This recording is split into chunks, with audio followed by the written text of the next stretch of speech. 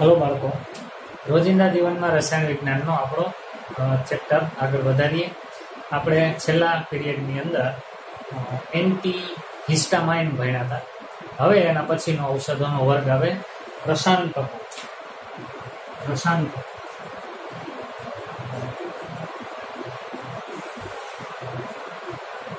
એને ટ્રાન્ક્વિલાઇઝર્સ એવું કહેવામાં આવે। ટ્રાન્ક્વિલાઇઝર એટલે પ્રશાંતકો। તો ઔષધોનો એક આખો એવો વર્ગ છે કે જેના સેવનથી વ્યક્તિને તણાવ, ટેન્શન, ઉદાસી કે તાણમાંથી મુક્તિ આવે। તો તાણમાંથી મુક્તિ અપાવતો ઔષધોનો એવો વર્ગ કે જે ચેતાતંત્ર ઉપર અસર કરતો હોય તો એને પ્રશાંતકો કહેવાય। શરીરની અંદર ઉત્પન્ન થતું એક રસાયણ છે નોરએડ્રીનાલિન। આ નોરએડ્રીનાલિન રસાયણ છે, રાસાયણિક સંદેશાવાહક છે। એને ચેતાપ્રેષિત કહેવાય। એનું જ બીજું નામ છે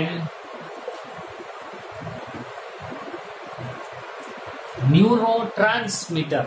નોરએડ્રીનાલિન એ ન્યુરોટ્રાન્સમીટર છે જે શરીરમાં ચેતાકોષોમાં એક જગ્યાએથી બીજી જગ્યાએ સંદેશાઓનું વહન કરવામાં મદદરૂપ થતું હોય, એટલે કેમિકલ મેસેન્જર જ છે, એમ સમજો ને।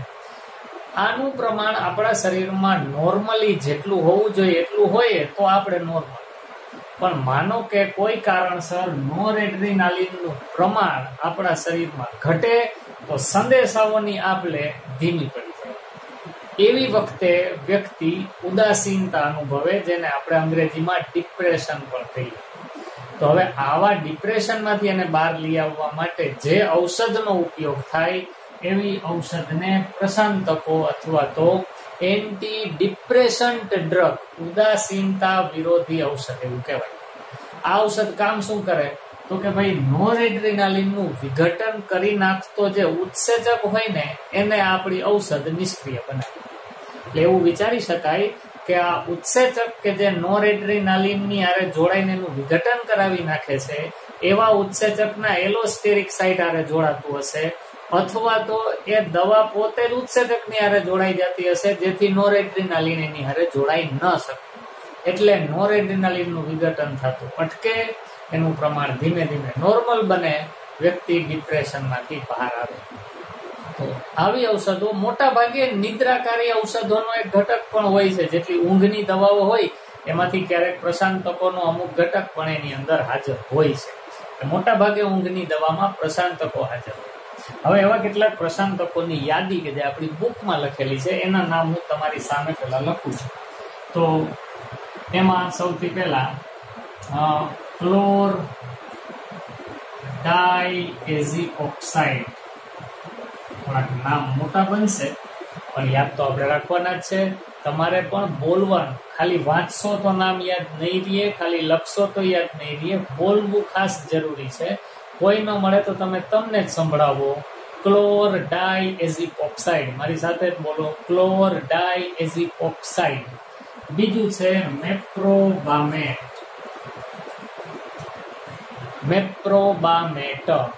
ત્રીજું છે ઇક્વાનિલ। ચોથું છે ફિનાલ્ઝિન। ઇક્વાનિલ અને ફિનાલ્ઝિન। અને આના સિવાયનું હજી પણ એક છે અને એ છે આઇપ્રોનિએઝિડ।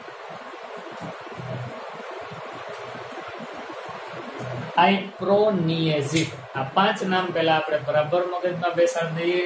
ક્લોર ડાઇએઝિઓક્સાઇડ, મેપ્રોબામેટ, ઇક્વાનિલ, ફિનાલ્ઝિન અને આઇપ્રોનિએઝિડ, આ બધા પ્રશાંતકો છે। આ ઉપરાંત બાર્બિટ્યુરિક એસિડના વ્યુત્પન્નો,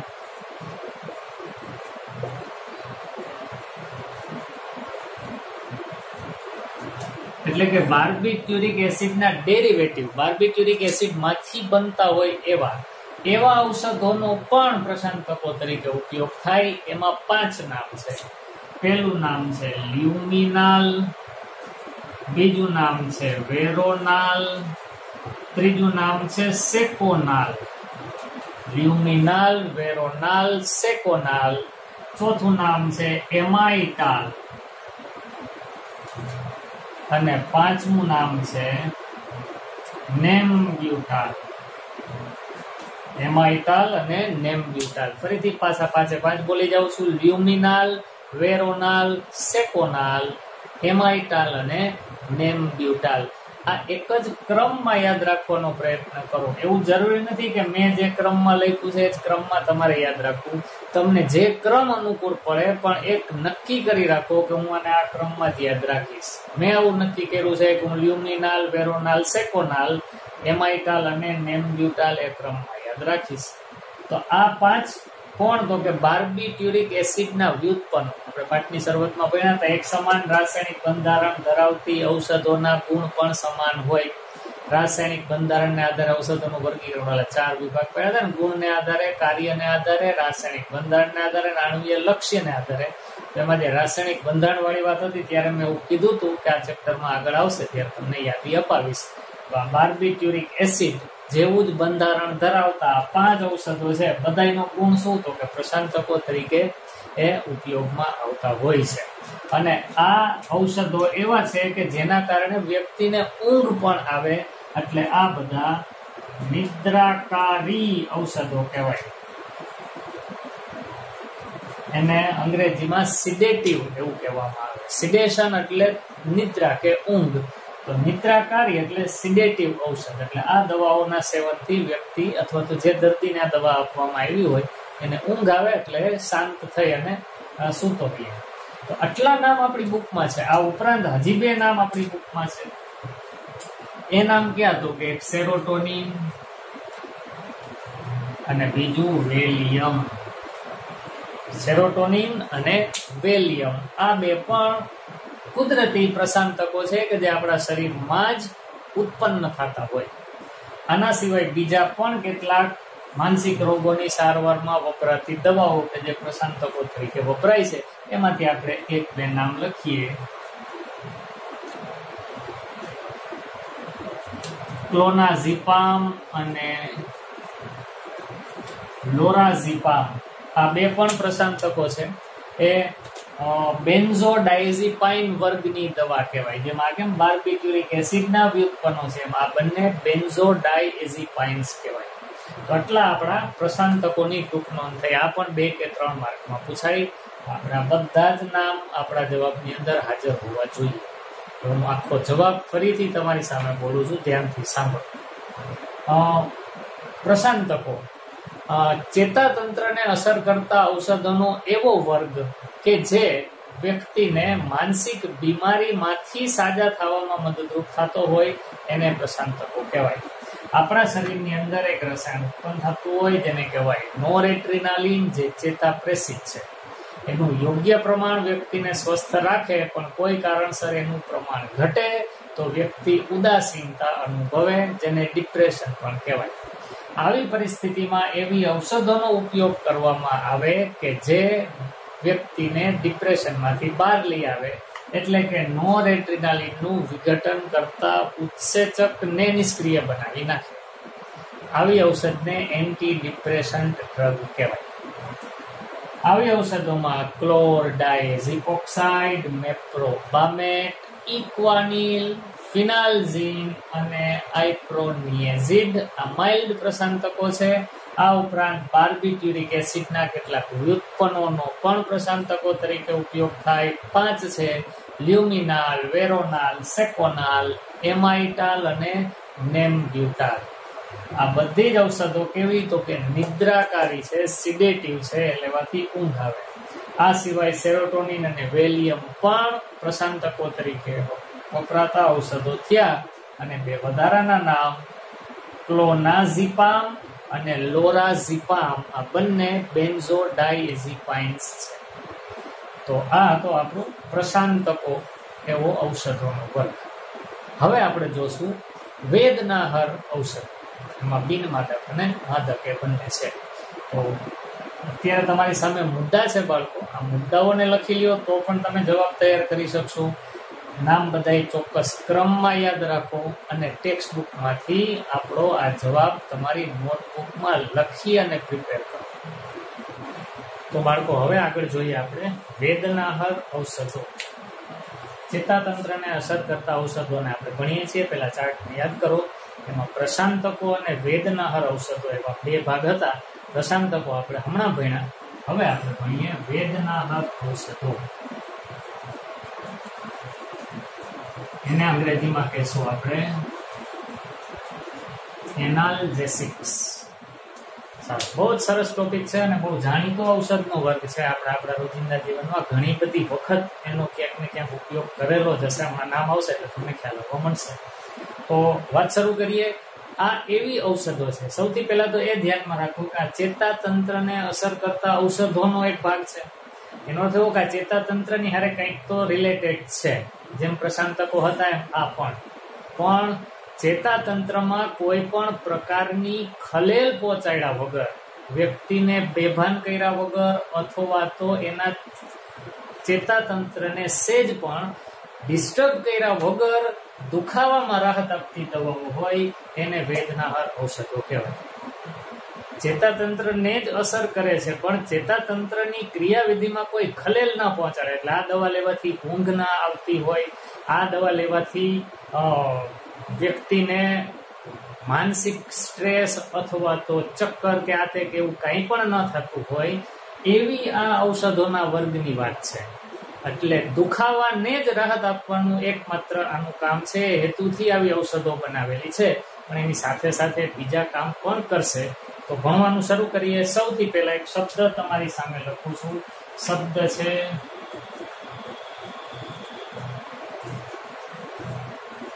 વાંચોથી બરાબર, પ્રોસ્ટાગ્લેન્ડિન્સ. મારી સાથે જ બોલો, પ્રોસ્ટાગ્લેન્ડિન્સ. નોટ ને પેન તમારી સાથે રાખજો. પોઈન્ટ બધા નોટ કરતા જાઓ તમારી રફ નોટમાં. એ પોઈન્ટને આધારે તમે આખો જવાબ બનાવી શકશો.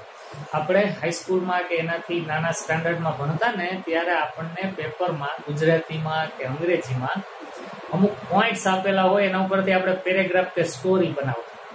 પરીક્ષાઓમાં પણ એવા ક્વેશ્ચન તમે એટેન્ડ કરેલા છે. બસ તો તમારી એ કળાને અત્યારે પાછી યાદ કરી એને રિકોલ કરી અને તમે આમાં એનો ઉપયોગ કરી શકશો. હું જે કઈ શબ્દો લખું છું એને સમજાવવું પણ શું, એ બધું સમજાઈ જાય એટલે આખી વાતને આધારે તમે જવાબ લખી શકશો. સારું, તો શબ્દ છે કયો? પ્રોસ્ટાગ્લેન્ડિન્સ. આ પ્રોસ્ટાગ્લેન્ડિન્સ એ એવું રસાયણ છે કે જે આપણા શરીરમાં નુકસાન પામેલી પેશીઓ અને કોષોમાંથી ઉત્પન્ન થાય.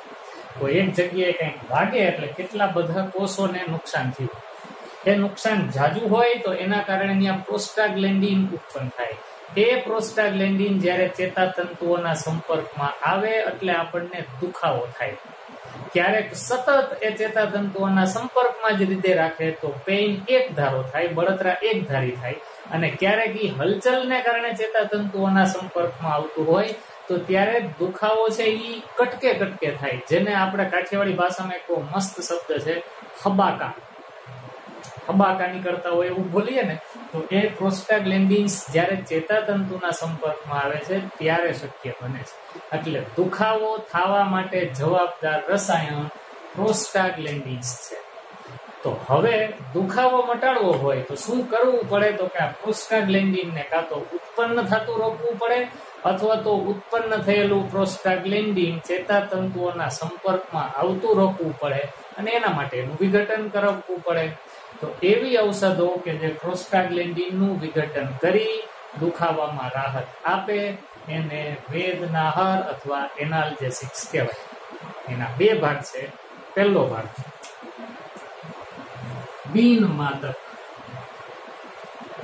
જેને આપણે નોન નાર્કોટિક એવું કહીએ. બિનમાદક વેદનાહર ઔષધ.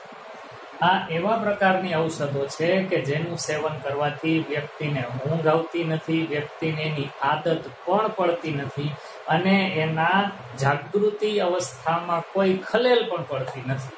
એ પ્રકારની દવાને બિનમાદક વેદનાહર ઔષધ કહેવાય. એનું કામ માત્ર એટલું જ કે આપણને દુખાવામાં રાહત આપશે. એની કોઈ બીજી ઇફેક્ટ આવતી નથી કે એની ટેવ પણ નથી પડતી. મારા શબ્દોને બરાબર ધ્યાનથી સાંભળજો. ઘણા એવું બોલતા હોય કે માથું દુખતું હોય તો વારે ઘડીએ પેઇન કિલર ન ખાઈ લેવાય. તો એ વાત સંપૂર્ણપણે સાચી નથી. આ દવાની કોઈ ટેવ પડતી નથી. ઘણા એવું બોલતા હોય કે પેઇન કિલર, દુખાવાની દવા બહુ ન ખવાય ટેવ પડી જાય. ના, એ વાત સદંતર ખોટી છે. દુખાવાની દવાઓ બિનમાદક વેદનાહાર ઔષધો છે અને એને ખાવાથી કોઈ ટેવ પડતી નથી. પણ હા, કોઈ પણ દવા શરીરને ખરેખર જરૂર હોય તો જ ખાવી જોઈએ, એ પણ એટલી જ વાસ્તવિકતા છે. તો આવી દવાઓમાં કોનો સમાવેશ થાય, પેલા બુકમાં લખેલા નામને આપણે જોઈએ. એક છે એસ્પિરિન અને બીજું છે પેરાસિટામોલ. બે નામ તમારા જાણીતા છે, એસ્પિરિન અને પેરાસિટામોલ. આ બંને કેવી, તો કે બિનમાદક વેદનાહર ઔષધ, દુખાવો મટાડવાનું કામ કરે. આ ઉપરાંત હવે થોડુંક એસ્પિરિન વિશે વધારે જાણીએ. એસ્પિરિન છે એ દુખાવો તો મટાડે જ છે, પણ એસ્પિરિન છે એ હૃદય રોગના દર્દી માટે પણ ઉપયોગી દવા છે, કારણ કે રુધિરને ઘાટું થતું, જામી જતું અટકાવવાનું કામ કરે. એટલે બ્લડ પ્રેશરના દર્દી માટે લાઈફ સેવિંગ ડ્રગ તરીકે પણ એસ્પિરિનનો ઉપયોગ થાય. એટલું જ નહીં, સંધિવા, કેટલાક સાંધાનો દુખાવો, એમાં પણ એસ્પિરિન ઉપયોગી બને છે. અને હજી એક વિશેષ ગુણ છે એસ્પિરિનનો, અને એ તો પેરાસિટામોલનો પણ છે. આ બંને ઔષધો શરીરના તાપમાનનું નિયંત્રણ કરવાનું પણ કાર્ય કરે છે. એટલે આ બંને ઔષધોને તાપશામક, અંગ્રેજીમાં એને કહેશું એન્ટીપાયરેટિક. તાપશામક શબ્દ છે એન્ટીપાયરેટિક, અહીં લખી દઉં છું બાજુમાં. એન્ટીપાયરેટિક એટલે થાય તાપશામક. આ ઔષધો તાપશામક તરીકે પણ કામ આવે. એટલે કે તાવ આવ્યો હોય તો પણ એસ્પિરિન કે પેરાસિટામોલ આપવામાં આવે છે, જેનાથી શરીરનું ટેમ્પરેચર રેગ્યુલેટ થાય. તો જો એક જ ઔષધ એક કરતા વધુ કામ કરે છે, દુખાવો તો મટાડે છે જ, પણ એસ્પિરિન હૃદયરોગના દર્દીને પણ કામ આવે, સંધિવામાં પણ કામ આવે, અને શરીરનું તાપમાન નિયંત્રિત કરીને તાવને મટાડવામાં પણ ઉપયોગી બને એસ્પિરિન અને પેરાસિટામોલ બંને.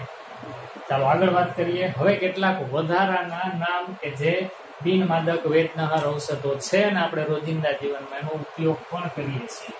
એ હું લાલ કલરથી લખું છું. જેટલા એડિશનલ નામ છે બધા રેડ કલરથી તમારી આ બોર્ડ ઉપર આપણે લખશું. એમાં પહેલું આપણે લખીએ ઇબુપ્રોફેન,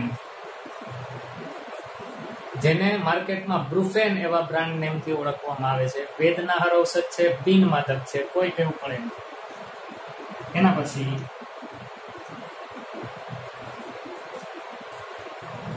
ડાઇક્લોફેનાક સોડિયમ અથવા તો ડાઇક્લોફેનાક પોટેશિયમ, આ બંને દવા વેદનાહાર ઔષધ તરીકે કામ આવે. એના પછી નેપ્રોક્ઝાન પણ વેદનાહાર ઔષધ તરીકે ઉપયોગી બને છે. આ બધી અત્યારે વ્યવહારમાં વપરાતી બિનમાદક વેદનાહાર ઔષધ છે. હજી એક ઔષધનું નામ લખું છે એક લાઈન કરીને અલગથી, કે જે તાવ મટાડવામાં ઉપયોગી બને છે અને બહુ સારી એવી ઇફેક્ટિવ એન્ટીપાયરેટિક છે, અને એ દવા છે નિમેસ્યુલાઇડ. આ નિમેસ્યુલાઇડ ખરેખર તો પ્રતિબંધિત દવા છે, બેન થયેલો છે એના ઉપર, પણ છતાંય બહુ હાઈ ફીવર હોય અને બીજી કોઈ દવાથી કંટ્રોલ ન થતો હોય તો નિમેસ્યુલાઇડની ફીવર કંટ્રોલ કરવાની ક્ષમતા સારામાં સારી છે. એટલે જ્યારે ડેન્ગ્યુ જેવો ફીવર કે જેમાં ટેમ્પરેચર બહુ જ વધી જતું હોય અને વધુ ટેમ્પરેચર જો રહે તો પછી કેટલાક એન્ઝાઇમ છે એ કામ કરતા બંધ થઈ જાય તો માણસનું ડેથ પણ થઈ શકે. એવી આપાતકાલીન સ્થિતિમાં નિમેસ્યુલાઇડનો ઉપયોગ આજની તારીખે પણ કરવામાં આવે છે. બાકી ખરેખર નોર્મલી નિમેસ્યુલાઇડનો ઉપયોગ કરવામાં આવતો હોતો નથી. અમુક કન્ડિશનમાં જ એનો ઉપયોગ કરવો જોઈએ. નિમેસ્યુલાઇડ એ તાપશામક છે. આ બધી જ દવાઓ કેવી, તો કે વેદનાહાર, પણ કયા પ્રકારની? બિનમાદક. તો 2 માર્કમાં પ્રશ્ન પૂછાય બિનમાદક વેદનાહાર ઔષધ, એટલે હું એના વિશે જે કંઈ આ લખેલું છે એ પાછું બોલું છું, ધ્યાનથી સાંભળો, પછી થોડીક વધારાની માહિતી લેશું. જુઓ, કેટલીક ઔષધો એવી છે કે જે શરીરમાં ઉત્પન્ન થતા પ્રોસ્ટાગ્લેન્ડિન કે જેના કારણે દુખાવો થતો હોય એમાંથી રાહત આપે, એવી ઔષધોને વેદનાહાર ઔષધ કહેવાય. આ વેદનાહાર ઔષધોમાં બિનમાદક વેદનાહાર ઔષધ એટલે એવી કે જે ઔષધો લેવાથી વ્યક્તિને ઊંઘ કે તંદ્રાની સ્થિતિનો અનુભવ થતો નથી અને ચેતાતંત્રની કાર્યપ્રણાલીમાં કોઈ પણ પ્રકારનો ખલેલ આપ્યા વગર એ વ્યક્તિને દુખાવાથી રાહત આપે છે, એટલે એને બિનમાદક વેદનાહર ઔષધ કહેવાય. એની દર્દીને ટેવ પડતી નથી. આવી ઔષધોમાં જાણીતા નામ એસ્પિરિન અને પેરાસિટામોલ છે. એસ્પિરિન અને પેરાસિટામોલ બંને વેદનાહર તો છે જ, પણ એમાં એસ્પિરિન તો હૃદય રોગના દર્દી માટે પણ ઉપયોગી દવા છે. સંધિવા, આર્થરાઇટિસ, સાંધાનો દુખાવો, એમાં પણ એસ્પિરિન કામ આવે. અને તાવનું પણ નિયંત્રણ એસ્પિરિન અને પેરાસિટામોલ બંને કરે છે, એટલે એને તાપ શામક પણ કહેવામાં આવે, એન્ટીપાયરેટિક. આ સિવાય બીજી કેટલીક વધારાની બિનમાદક વેદનાહર ઔષધોમાં ઇબુપ્રોફેન, ડાઇક્લોફેનાક સોડિયમ અને ડાઇક્લોફેનાક પોટેશિયમ, નેપ્રોક્ઝાન. આ ઉપરાંત એક એન્ટીપાયરેટિક ડ્રગ બીજી નિમેસ્યુલાઇટ. આટલા આપણા બિનમાદક વેદનાહર ઔષધો હતા. આ હતું આપણા પ્રશ્નનો જવાબ. હવે આને રિલેટેડ એક એક્સ્ટ્રા માહિતી. એક શબ્દ અહીંયા તમારી સામે લખું છું, બરાબર ધ્યાનથી જોજો. શબ્દ લખું છું એનસેડ, આવું વચાશે, NSAID, એનસેડ. પૂરું નામ લખીએ ને તો આવું થાય. નોન એટલે આ N, પછી S માટે સ્ટીરોઇડલ, A માટે એન્ટી, I માટે ઇન્ફ્લામેટરી, D એટલે ડ્રગ. આખું નામ છે non steroidal anti inflammatory drug. Non steroidal છે એટલે સ્ટીરોઇડ પ્રકારનું રસાયણ નથી, એટલે શરીરને એની આદત પડે કે એનાથી બહુ નુકસાન થાય એવું નથી. નોન સ્ટીરોઇડલ છે. અને પાછી કેવી? ઇન્ફ્લામેશન એટલે બળતરા. અહીં કીધું એન્ટી ઇન્ફ્લામેટરી એટલે બળતરા કે દુખાવામાં રાહત આપતી ડ્રગ એટલે ઔષધ. તો આ જે કઈ મેં લખ્યા ને એ બધા કેવા છે? એનસેડ છે. તો આની કોઈ ટેવ પડવાની નથી, એટલે જ્યારે પણ આવશ્યક લાગે ત્યારે આ એનાલ્જેસિક લેવામાં કોઈ વાંધો નથી, એની કોઈ ટેવ નહીં પડે. પાછું બોલું છું, આપણે બધા સમજદાર, એજ્યુકેટેડ, સાયન્સ ભણતા બાળકો છીએ. કોઈ પણ ખોટો પૂર્વગ્રહ આપણી પાસે ન હોવો જોઈએ, સાચી માહિતી હોવી જોઈએ અને માહિતી બીજાને પણ આપવાની. આ બધી એનસેડ છે, non steroidal anti inflammatory drug. એનો અર્થ આ લેવાથી કોઈ આદત પડતી નથી. સારું. બીજી વાત, એસ્પિરિન લેવામાં એક ખાસ એ ધ્યાન રાખવું પડે કે એનો ઓવરડોઝ ન થઈ જાય. જોકે કોઈ પણ દવાનું ઓવરડોઝ નુકસાન જ કરે, પણ એસ્પિરિનનું થોડુંક વધારે ધ્યાન ખેંચે એવી બાબત છે. નાના બાળકોને એસ્પિરિન આપવામાં આવતી નથી. એની પાછળનું કારણ છે કે એસ્પિરિનનું જઠરમાં પાચન થાય ને એટલે એસિડમાં કન્વર્ટ થાય, અને એસિડ જઠરની અંદરના જે લેયર હોય એને નુકસાન કરે, જેના કારણે જઠરમાં ચાંદા પડે અને ઇન્ટરનલ બ્લીડિંગ પણ થાય, જેને ગેસ્ટ્રિક અલ્સર એવું પણ કહેવામાં આવે. એસ્પિરિન એ હદે નુકસાન કરી શકે છે, લીવરને પણ નુકસાન કરી શકે જો એનો ડોઝ નિર્ધારિત માત્રા કરતા વધુ આપવામાં આવે. એટલે કોઈ પણ દવા માટે ડોક્ટરની સલાહ સૌથી પહેલા ડોક્ટરે કીધું હોય એ જ મુજબના આપણે ડોઝ લેવા જોઈએ, ના વધારે કે ના ઓછા. ઓકે, તો આ હતું બિનમાદક વેદનાહર ઔષધ. હવે આપણે જોઈએ માદક વેદનાહર ઔષધ.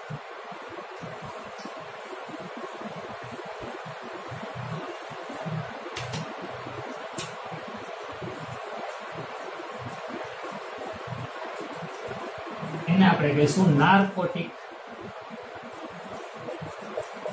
એટલે જેનાથી નશો થતો હોય અને આદત પણ પડતી હોય એવી ઔષધ, એને કહેવાય માદક કે નાર્કોટિક વેદનાહર ઔષધ.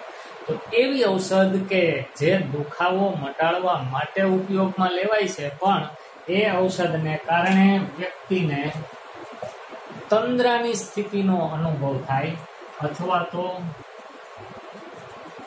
સુખ ભ્રાંતિની સ્થિતિનો અનુભવ થાય. જેમ નશો ચડતો હોય એવું સુખ ભ્રાંતિની સ્થિતિને યુફોરિયા કહેવાય, અથવા તો એનાથી નશો ચડતો હોય એવી પરિસ્થિતિનો અનુભવ થતો હોય, તો એવી બધી પ્રકારની વેદનાહર ઔષધોને માદક વેદનાહર ઔષધ કહેવાય. આ દવા દુખાવામાં તો રાહત આપે છે, પણ એનો બીજો ગુણ એ છે, દુર્ગુણ તો કે એની વ્યક્તિને આદત પડતી જાય છે, અને એનો પણ જો ડોઝ વધી જાય તો ઓવરડોઝને કારણે શું શું થઈ શકે? તો કે એક તો આવું થાય,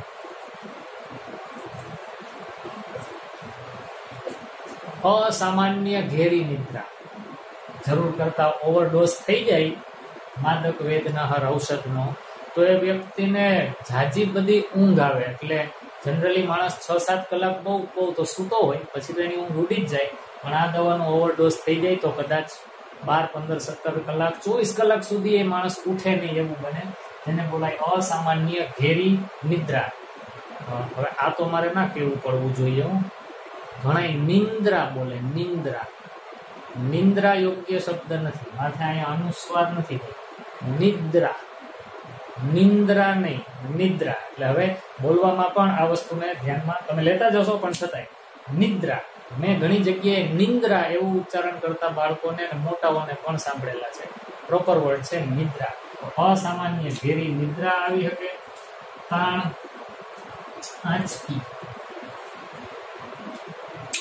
તાણ આંચકી, કન્વલ્ઝન જેને કહેવાય, તાણ કે આંચકી આવી શકે. જો આનો ઓવરડોઝ થઈ જાય તો માણસ કોમામાં જતો રહે, અને જો વધુ ડોઝ આવી ગયો હોય તો માણસનું મૃત્યુ પણ થઈ શકે. એટલે આ દવાનું આ જોખમ છે.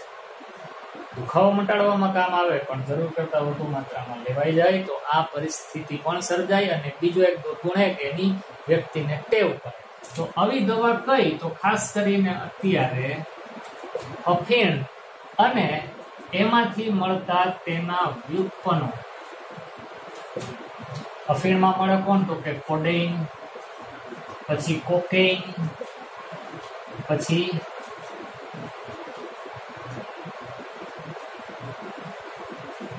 મારીજુઆના. આ બધા નશામાં વપરાતી દવાઓ છે, પણ ખરેખર એનો જરૂર પડે ત્યારે માદક વેદનાહાર ઔષધ તરીકે ઉપયોગ કરવામાં આવે છે. અને ભાઈ અફીણના બી, ઓપિયમ પોપી સીડ્સ, એટલે કે આપણા ખસખસ, આપણા ગુજરાતીઓના તો લાડવાની ઉપર ખસખસ છાટેલું હોય, એ ખસખસ એ ખરેખર અફીણના બીજ છે.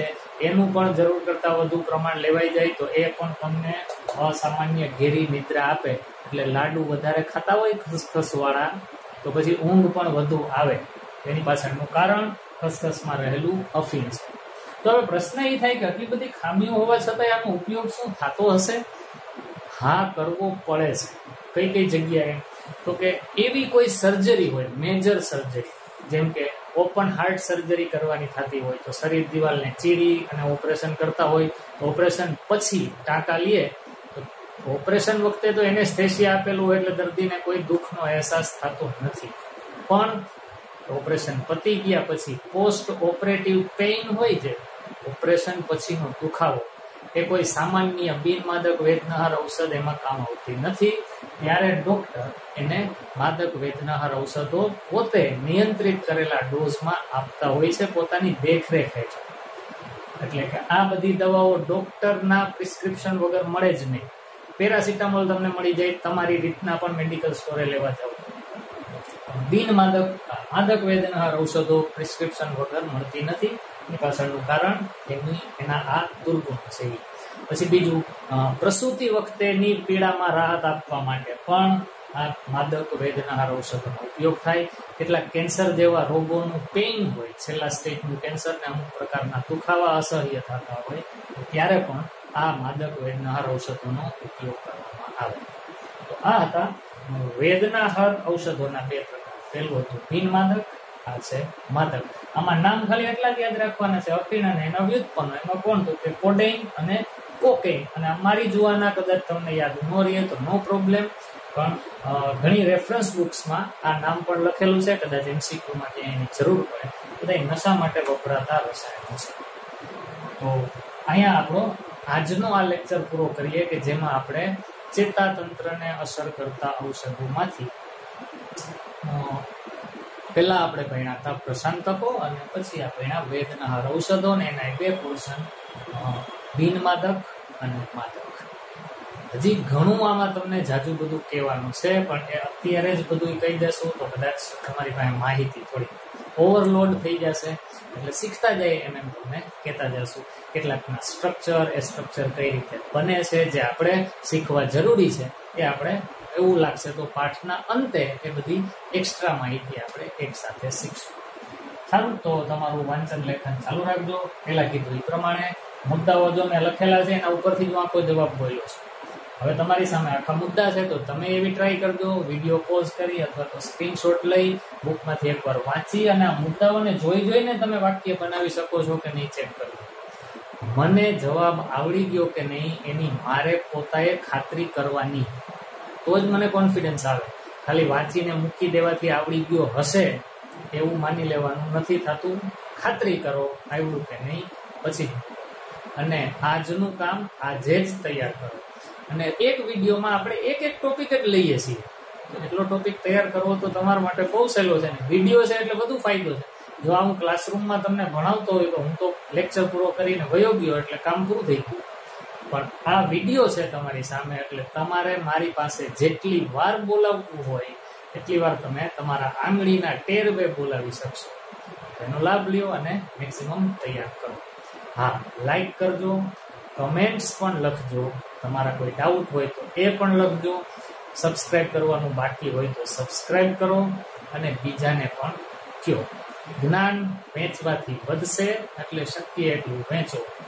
હા ભાઈ, હજી એક વાત બોલવી છે. જો જ્ઞાનનું એવું છે બાળકો કે એ કોઈ એક વ્યક્તિનો ઇજારો નથી હોતો. શાસ્ત્ર કોઈ દિવસ કોઈને આધીન બનતું નથી. આ પણ શાસ્ત્ર છે. રસાયણ શાસ્ત્ર, કોઈ પણ શાસ્ત્ર વ્યક્તિને આધીન ના બની શકે. એટલે કોઈ વ્યક્તિ એમ ના કહી શકે કે આ શાસ્ત્રમાં મારા એકનો જ અધિકાર છે અને આની મને બધી ખબર છે. એવું નથી હોતું. જ્ઞાન છે એ બધા માટે છે. જેમ ઓક્સિજન હવામાં બધા માટે છે, એ ગરીબ પણ લઈ શકે છે અને તવંગર માણસ પણ લઈ શકે છે. તેમ જ્ઞાનનું પણ એવું જ છે. અને જ્ઞાનને તમે જેમ ફેલાવશો ને એમ તમારું જ્ઞાન વધુ દ્રઢ બનશે. તો માત્ર તમે જ શીખો એમ નહીં, તમે શીખી જાઓ પછી તમે બીજાને શીખવાડો. જ્ઞાન વેચો. આવું કરી જોજો. મને જે દિવસથી આ સમજ આવી છે તે દિવસથી હું એ કરું છું અને મને બહુ જ આનંદ થાય છે એ વાતનો કે હા, આવું કરવાથી મને ખુદને ફાયદો થાય છે, મારું જ્ઞાન દ્રઢ બને છે. તો તમે પણ પોતે પહેલા જ્ઞાન મેળવો અને પછી બીજાને પણ કહો. ગુરુના આદેશ વિદ્યા પૂરી થાય ને પછી આવતા હોય માતૃદેવો ભવ, પિતૃદેવો ભવ, આચાર્ય દેવો ભવ, અતિથિ દેવો ભવ. એમાં એક આદેશ એવો હતો કે સ્વાધ્યાય પ્રવચનાભ્યામ ન પ્રમદિતવ્યમ. એટલે કે સ્વાધ્યાયમાં અને પ્રવચન કરવામાં ક્યારેય આળસ ન કરવી. જો એનો સિક્વન્સ જુઓ, પહેલા સ્વાધ્યાય કરવાનું એટલે કે પહેલા પોતે અભ્યાસ કરવાનો, પછી પ્રવચન પણ કરવાનું એટલે બીજાને શીખવાડવાનું અને કહેવાનું ખરા. એમાં ક્યારેય આળસ નહીં કરવાનું. સારું, તો આપણું કામ અહીંયા પૂરું કરીએ. આગળનો ટોપિક નેક્સ્ટ વિડીયોમાં લેશું.